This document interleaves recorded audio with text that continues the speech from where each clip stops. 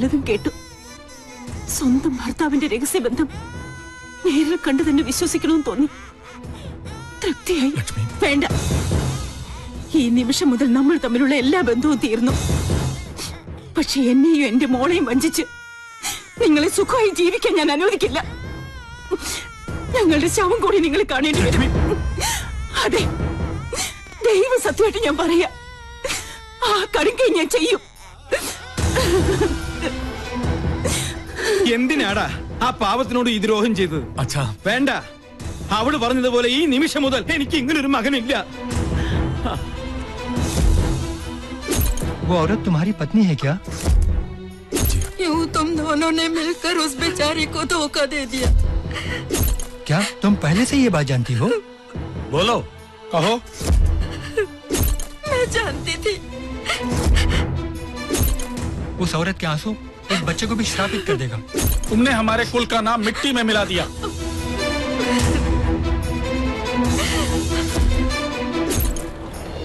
അന്ന് രാത്രിയാണ് ആ ദുരന്ത വാർത്ത ഞങ്ങൾ അറിഞ്ഞത്.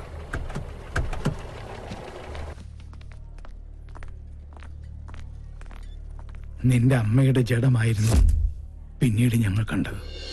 ചെയ്ത തെറ്റിന്റെ ശിക്ഷ ഇരുവരും സ്വയം ഏറ്റെടുത്തു.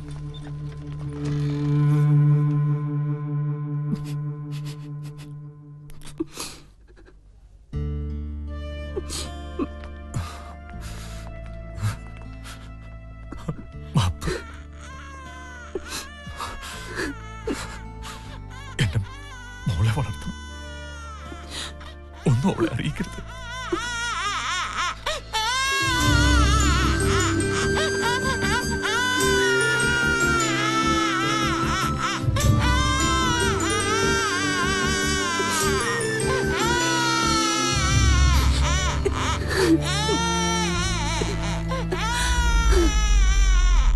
അന്ന് നെഞ്ചിലേറ്റിയതാ അവൾ നിന്നെ. പിറ്റേന്ന് നിന്റെ അച്ഛനും മരിച്ചു. സ്വന്തം മോളെ പോലെ ഒന്നും അറിയിക്കാതെ തന്നെ വളർത്തിയത്. ഒരു നിമിഷം അവള് വാവിട്ട് പറഞ്ഞുപോയി. അപ്പൊ ഈ വീട്ടില് ഞാൻ ആരുമല്ലേ? എന്താ നീ പറയണേ? നീ എത്ര വളർന്നാലും എന്റെ മോൻ അമ്മയെ ഏൽപ്പിച്ച ആ കൈക്കുഞ്ഞായിട്ട് നിന്നെ ഞങ്ങൾ കണ്ടിട്ടുള്ളൂ.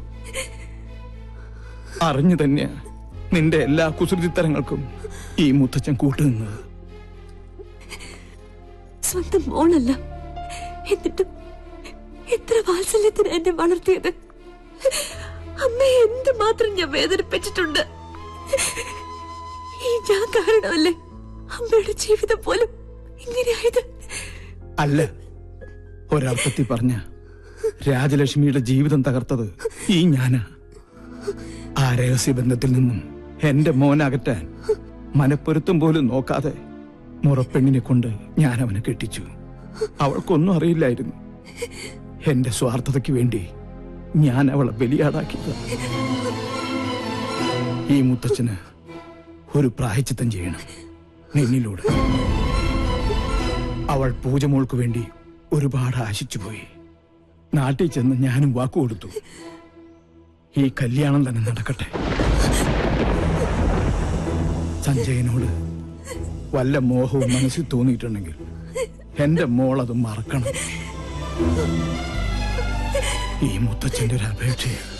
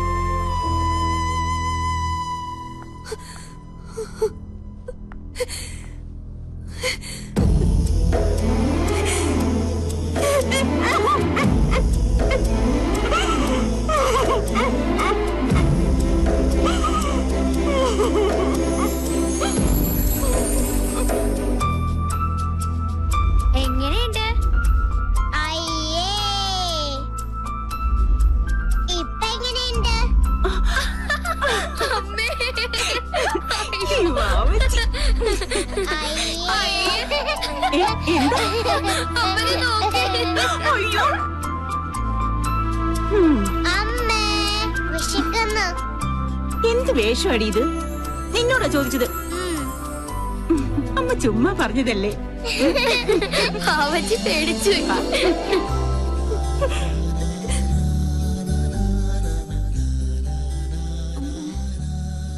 എന്താ മോളെ?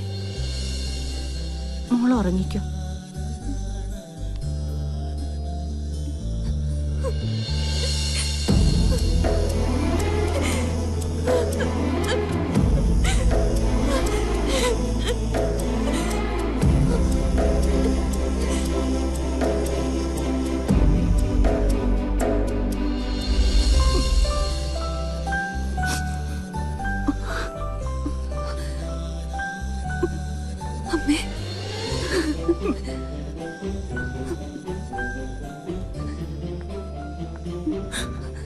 മോളെ, ഞാൻ എല്ലാം മുത്തശ്ശൻ പറഞ്ഞു. ഒരപേക്ഷയേ ഉള്ളൂ. ഞാൻ അമ്മയുടെ മോളല്ലെന്ന സത്യം പൂജ അറിയരുത്. മോളെ പറഞ്ഞാൽ ആ നിമിഷം മുതൽ ഞാൻ അവളുടെ ബാബാച്ചല്ലാതായി പോകും. ഒരിക്കലും പറയരുതെന്ന് ആഗ്രഹിച്ചത് പറ്റിപ്പോയി ഈ അമ്മയ്ക്ക്. എന്നും എന്റെ 2 കണ്ണുകളായി ഞാൻ നിങ്ങളെ കണ്ടിട്ടുള്ളൂ. ഇനിയും അങ്ങനെ കാണാൻ പറ്റുള്ളൂ. പറയ്, എന്റെ മോൾക്ക് അവനെ അത്രയ്ക്ക് ഇഷ്ടമാണോ? എന്ത് മണ്ടത്തിന് എന്റെ അമ്മ പറയണേ? ഞാൻ വെറും ഒരു കോമാളി. അമ്മയുടെ ഭാഷയിൽ പറഞ്ഞ താൻ തോന്നിയായി മരങ്കേറി പെണ്ണിന് അത്ര സെന്റിമെന്റ്സിലൊന്നും ഒരു താല്പര്യമില്ല. മനസ്സിലായോ? ഇതൊക്കെയാ മരമാക്രിയുണ്ടല്ലോ സഞ്ജു, അവനെ പറ്റിക്കാനാ. എന്റെ അമ്മക്കിളി ഒന്ന് ചിരിച്ചേ. ദേ വന്നു മണവാട്ടിപ്പെണ്ണ്. ഒരു ഗുഡ് ന്യൂസ്, എന്നെ കെട്ടിച്ചൂടാൻ പോവാ. പൊടി സത്യം. ആ കോന്തൻ ആരാന്നറിയോ? നമ്മുടെ സഞ്ജു. നീ ഭാഗ്യവതിയാ. എന്റെ ഈ പൂച്ചക്കുഞ്ഞിനെ ആ തെമ്മാടി പൊന്നു പോലെ നോക്കും.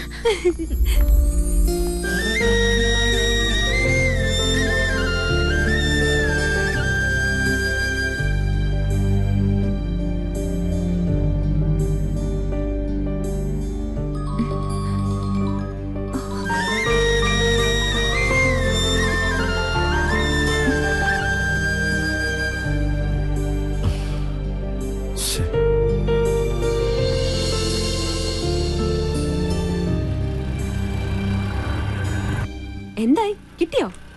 പങ്ക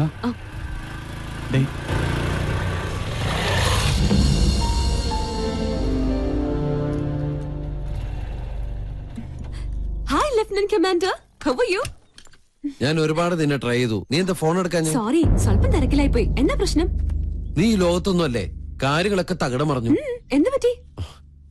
എന്റെ വീട്ടുകാരും നിന്റെ വീട്ടുകാരും കൂടി കല്യാണമൊക്കെ നിശ്ചയിച്ചു. പെണ്ണാരാന്നറിയോ? പൂജ. ആ, കൺഗ്രാറ്റ്സ്. ഞാനും അറിഞ്ഞു.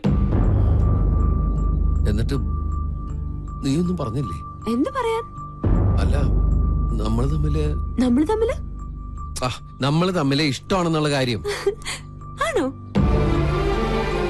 എന്ന് നീ വിശ്വസിച്ചു? അപ്പൊ എന്റെ ദൗത്യം സക്സസ്. ഓർമ്മയുണ്ടോ നിന്റെ ആ എൻട്രി? അന്ന് ഈ യൂണിറ്റ് അംഗങ്ങളുടെ മുമ്പിൽ നിന്ന് എന്നെ തട്ടിക്കൊണ്ടുപോയി മണ്ടൻ കിരീടണിയിച്ച് നീ ഹീറോയിസം കാണിച്ചു.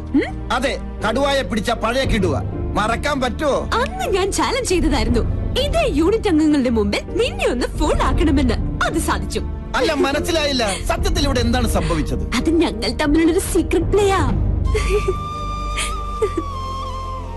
ഏയ്, മത്സരത്തിൽ കോംപ്ലക്സ് പാടില്ല. ഫോൺ ആയെന്ന് സമ്മതിക്കാൻ എന്താ എത്ര മടി?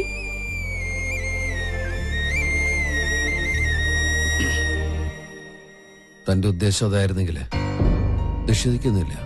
Okay, now I am a fool. തോൽവി ഞാൻ സമ്മതിച്ചിരിക്കുന്നു. ഗുഡ്. തന്റെ പ്രോഗ്രാം നടക്കട്ടെ. അല്ല, എന്റെ തിരുമണ്ടനുള്ള സമ്മാനങ്ങൾ വേണ്ടേ?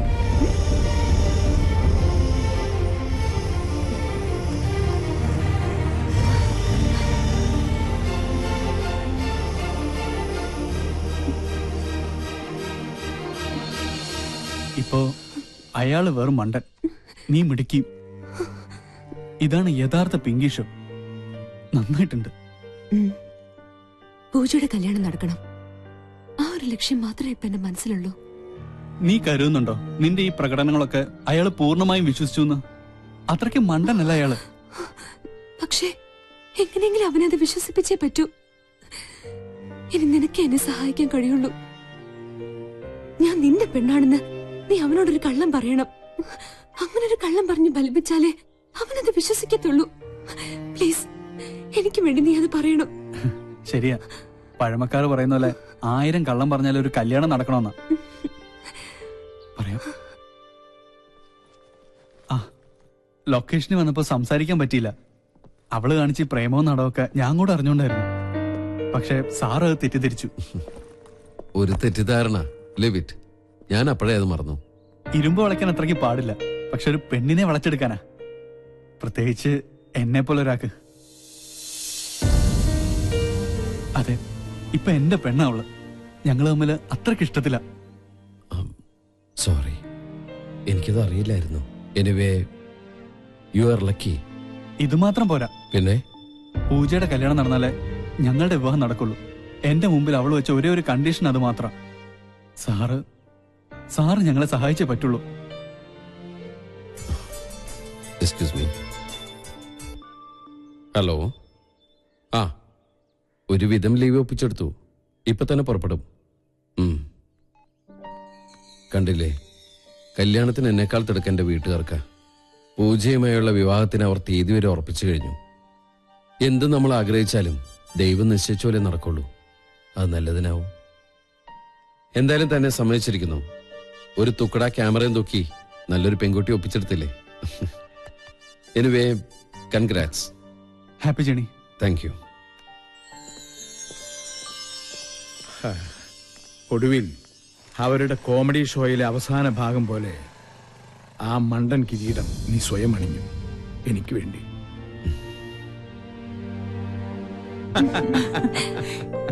രാജലക്ഷ്മി, കല്യാണത്തിന് ഇനി വിരലിൽ എണ്ണാവുന്ന ദിവസങ്ങളേ ഉള്ളൂ. അമ്മയുടെ സ്ഥാനത്ത് അമ്മ തന്നെ വേണം, അറിയാലോ. നാളത്തെ കോർട്ട് മാർഷൽ കഴിഞ്ഞാലുടൻ ഞാൻ ഇവിടുന്ന് പുറപ്പെട്ടിരിക്കും. നീ കൂടെ ഒപ്പുണ്ടെങ്കിൽ ഒരു രസമുള്ളൂ.